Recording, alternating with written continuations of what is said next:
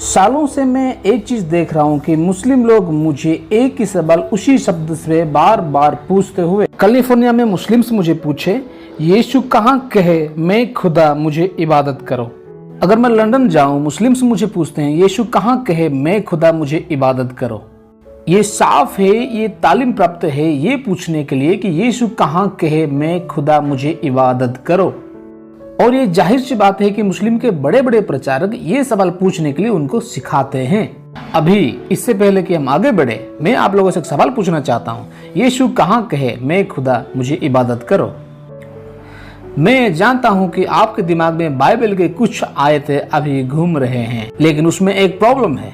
क्योंकि जब मुस्लिम आपको पूछता है यीशु कहाँ कहे मैं खुदा मुझे आराधना करो, और आप कहोगे यीशु कहे मैं हूँ जो एक्सोडस में लिखी हुई है, तो वही मुस्लिम आपको कहेगा नहीं, मैंने पूछा यीशु मसीह वही शब्द में कहाँ कहे मैं खुदा मुझे आराधना करो।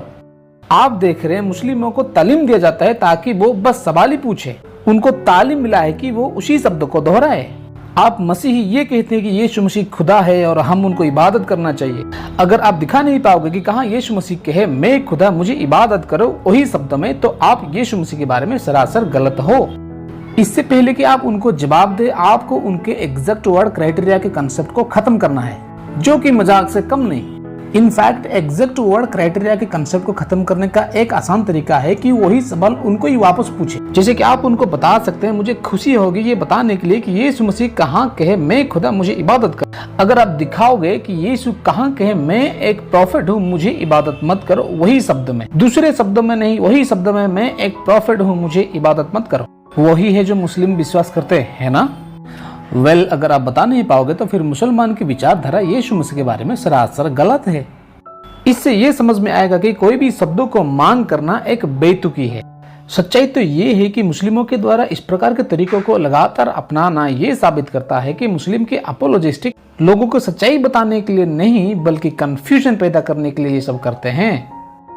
हम एक बार इस क्राइटेरिया को पार किए तो हम उसके बाद उनको अच्छा सा सवाल पूछ सकते हैं कि कहाँ और कब यीशु मसीह ने खुदा होने का दावा किए, और उसके बाद हम उनको यहाँ पे बहुत सारे इंटरेस्टिंग पैसेजेस दिखा सकते हैं। और जब आप इस आयत से उनको समझाने की कोशिश करोगे, आप इसमें दूसरी समस्या का सामना करना पड़ेगा, वो है री इंटरप्रिटेशन।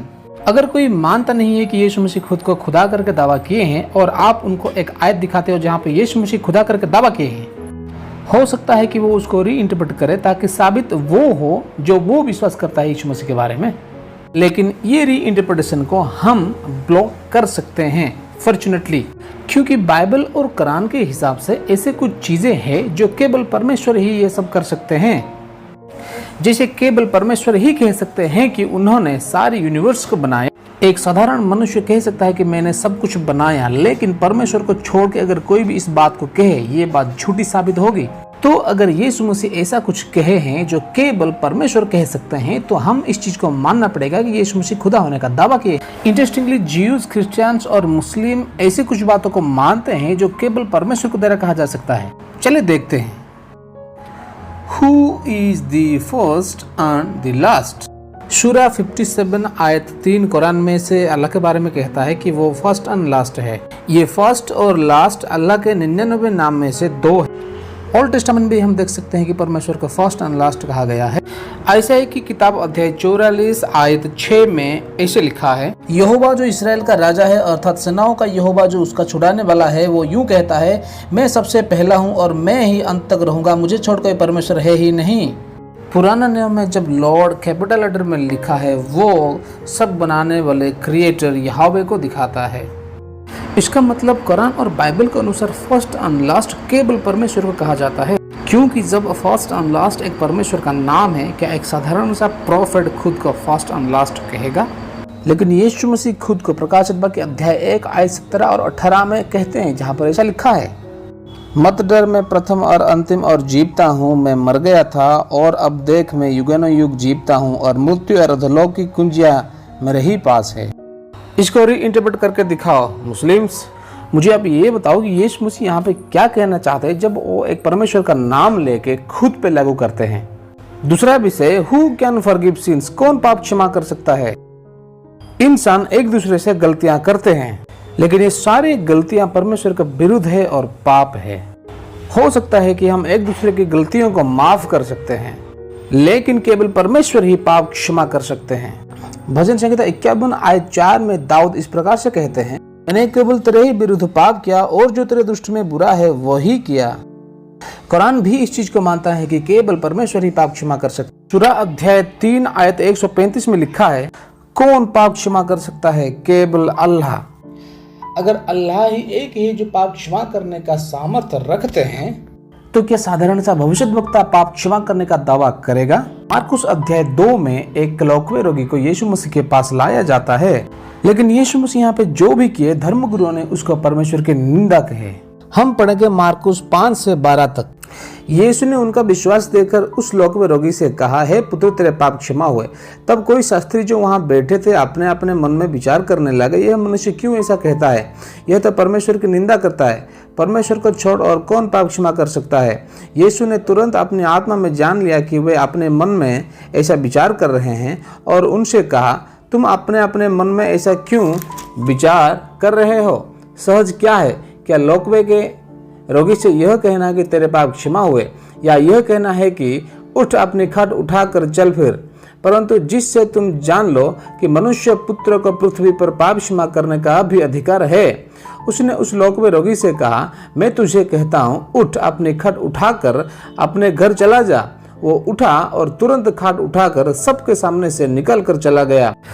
शास्त्रियों ने ये बात को जानते थे कि केवल परमेश्वर ही पाप क्षमा कर सकते हैं। यीशु मसीह जो खुद का मनुष्य पुत्र कहलाता है, उनके मन के विचारों को जानकर कहे, मनुष्य पुत्र इस पृथ्वी पर पाप क्षमा करने का अधिकार है। उसके बाद यीशु मसीह लकवे रोगी को चंगा करके इस बात को प्रमाणित करते हैं कि उसको पाप क्षमा करने का अधिकार है, जो कि कुरान में लिखा है कि केवल इस काम को अल्लाह ही कर सकते हैं। तीसरा, हु इज आवर फाइनल जज? हमारा फाइनल जज कौन है? जोएल की किताब अध्याय 3 आयत 12 में लिखा है, परमेश्वर कहते हैं कि सारे जातियों को इकट्ठा किया जाएगा और वो न्याय करने के लिए बैठेंगे। दाऊद के अनुसार वचन संहिता अध्याय 9 आयत 7 और 8 में लिखा है, परंतु यहोवा सदैव सिंहासन पर विराजमान है, उसने अपना सिंहासन न्याय के लिए सिद्ध किया और वो आप ही जगत का न्याय धर्म से करेगा। कुरान में सूरा अध्याय 22 आयत 56 और 57 के अनुसार अल्लाह ही सारे जगत का न्याय करेगा। विश्वासियों को पुरस्कृत और अविश्वासियों को दंड दिया जाएगा।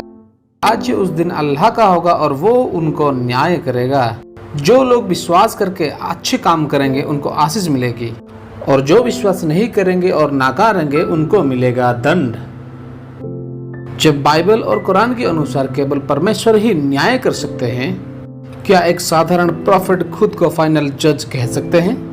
कभी नहीं। लेकिन यीशु मसीह मत्ती लिखे सुसमाचार 25 अध्याय आयत 31 और 32 में इस बात को जिक्र करके कहते हैं, जब मनुष्य पुत्र का अपनी महिमा में आएगा और सब स्वर्गदूत उसके साथ आएंगे, तो वो अपनी महिमा के सिंहासन पर विराजमान होगा और सब जातियां उसके सामने इकट्ठा की जाएगी। और जैसे चरवाहा भेड़ों को बकरियों से अलग कर देता है, वैसे ही वो उन्हें एक दूसरे से अलग करेगा। और यीशु मसीह ये भी कहते हैं कि वो कुछ लोगों को स्वर्ग में डालेंगे और वो कुछ लोगों को नरक में भी डालेंगे। क्या यही वो है जो केवल परमेश्वर ही कर सकते हैं? तो फिर क्यों एक साधारण भविष्यद्वक्ता ऐसा कहता है? चौथा, हु इज द ट्रूथ? कौन सत्य है? 31 भजन संहिता आयत 5 में दाऊद कहते हैं, सत्य परमेश्वर। कुरान में भी सूरा अध्याय 22 आयत 6 में भी लिखा है कि अल्लाह सत्य है। सत्य कुरान में दिए गए अल्लाह के 99 नाम में से एक है। जब खुदा ही सत्य है, क्या एक साधारण प्रॉफिट खुद को सत्य कह सकते हैं? लेकिन यीशु मसीह कहते हैं, यूहन्ना लिखित सुसमाचार अध्याय 14, मार्ग और सत्य और जीवन मैं ही हूँ, बिना मेरे द्वारा कोई पिता के पास नहीं पहुंच सकता। क्या मुस्लिम्स, आपको ये अजीब नहीं लगता कि यीशु मसीह परमेश्वर के नाम को बार बार यूज करते हैं खुद के लिए? 5वां, हु राइजेस द डेड? कौन मुर्दों को जिंदा करता है?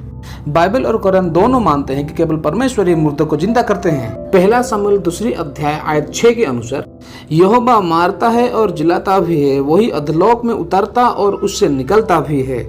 और वैसे ही कुरान में भी लिखा है कि सूरा 22:7 में, सारे मुर्दों को अल्लाह ही जिलाएगा। जब एक खुदा ही मुर्दों को जिंदा कर सकते हैं, तो क्या एक साधारण भविष्यद्वक्ता अपने चेलों को ये बात कह सकता है कि वो मुर्दों को जिंदा कर सकता है? यूहन्ना 5:25 से 29 तक यीशु मसीह कहते हैं, मैं तुमसे सच सच कहता हूँ कि वो समय आता है और अब है जिसमें मृतक परमेश्वर के पुत्र का शब्द सुनेंगे और जो सुनेंगे वह जिएंगे, क्योंकि जिस रीति से पिता अपने आप में जीवन रखता है उसी रीति से उसने पुत्र को भी यह अधिकार दिया है कि वो अपने आप में जीवन रखे, वरन उसे न्याय करने का भी अधिकार दिया है, इसलिए कि वो मनुष्य का पुत्र है। इसमें अचंभा मत करो, क्योंकि वो समय आता है कि कब्र में है वे उसके शब्द सुनकर निकल आएंगे। भलाई की है वो जीवन के पुनरुत्थान के लिए जी उठेंगे, और जिन्होंने बुराई की है वो दंड के पुनरुत्थान के लिए जी उठेंगे। यूहन्ना 11:25 में यीशु मसीह यहाँ तक कहते हैं कि वो पुनरुत्थान और जीवन है। जो कोई मुझ पर विश्वास करता है वो यदि मर भी जाए तो भी जिएगा। क्या एक साधारण प्रॉफिट ऐसे ये सब बातें कह सकता है? छठवां, क्या परमेश्वर अपना महिमा बांटते हैं? कुरान सूरा 57:1 में लिखा है कि पृथ्वी और स्वर्ग का सारा महिमा केवल अल्लाह का है। पुराने नियम में भी हम पाते हैं कि परमेश्वर अपनी महिमा किसी से भी नहीं बांटते। आयशा 42 आयत 8 में परमेश्वर कहते हैं, मैं यहोवा हूँ, मेरा नाम यही है, अपनी महिमा में दूसरे को ना दूंगा। कोई भी भविष्यद्वक्ता इस बात को नहीं कहेंगे अगर वो पहले से ही परमेश्वर के साथ महिमा में ना रहा हो। लेकिन यूहन्ना 17:5 में यीशु मसीह कहते हैं, अब हे पिता, तू अपने साथ मेरी महिमा उस महिमा से कर जो जगत की सृष्टि से पहले मेरे तेरे साथ थी। क्या ये बात एक प्रॉफिट कह सकता है?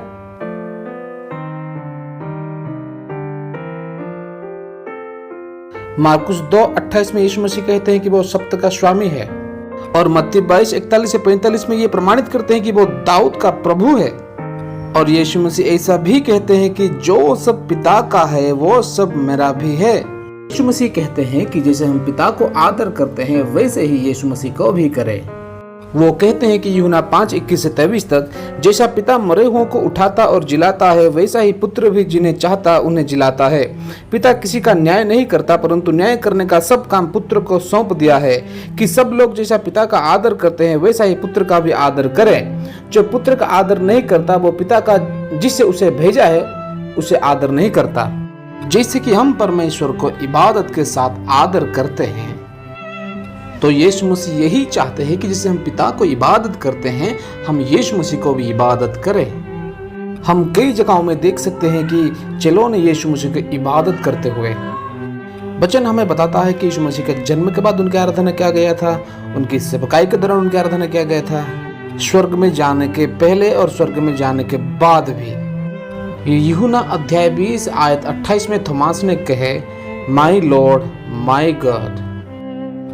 तो यीशु कहाँ कहे, मैं खुदा, मुझे इबादत करो। जैसे हमने देखे, यीशु ने कहा, मैं आदि और अंत, पाप क्षमा करने वाला, न्याय करने वाला, सत्य और पुनरुत्थान। यीशु की महिमा सृष्टि से पहले परमेश्वर के साथ थी। वो दाऊद और सप्त का प्रभु है। उन्होंने अब्राहम को देखने की जिक्र की और परमेश्वर के मंदिर से भी महान होने की दावा की। यीशु हमारे प्रार्थनाओं का जवाब दे सकते हैं और वो हमारे साथ सदा रहते हैं।